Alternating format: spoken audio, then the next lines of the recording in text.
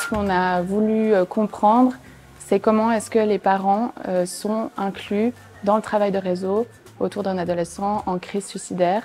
Et la question, c'était comment nous, en tant que futurs professionnels du travail social, on avait un rôle à jouer en tant que facteur incluant ou excluant les parents du travail de réseau autour d'un ado en crise suicidaire. Notre travail de bachelor nous a amené à nous rendre compte que le réseau primaire des jeunes suicidants, il est primordial et essentiel dans la prévention du suicide.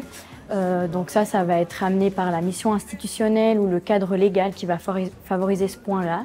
Et du coup, tout ça, ça va diminuer en fait le sentiment de solitude du jeune ou de la jeune et du coup, ça va éviter un passage à l'acte. On s'est aussi rendu compte que les parents, la question de leur intégration dans le travail de réseau, c'était un enjeu central. On s'est dit qu'on allait travailler là-dessus et puis ensuite, on a commencé notre séminaire de travail de bachelor qui était sur la question de la santé mentale.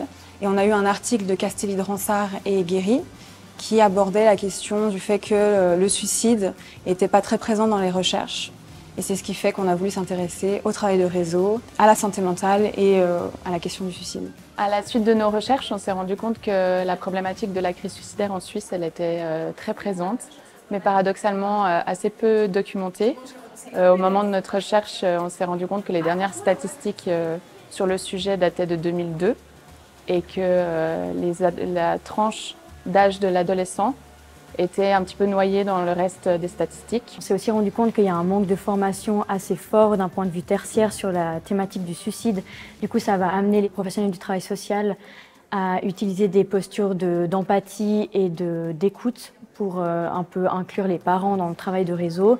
Et puis, c'est les professionnels du travail social qui vont cibler les facteurs d'inclusion et d'exclusion d'un parent dans le réseau. Il y a aussi la possibilité de faire des réseaux différés en fonction de la situation familiale de là ou du jeune. Par exemple, un réseau avec le papa et un réseau avec la maman, ou un réseau avec les deux ou avec aucun. En fait, ça va dépendre de la situation familiale. Il y a la possibilité aussi, à là où le jeune, d'inclure ou d'exclure le parent dans certains cas du réseau autour de sa problématique suicidaire. Et pour terminer, quand on est dans le contexte hospitalier ou de la santé, c'est les professionnels de la santé qui vont décider si le parent participe ou non au réseau.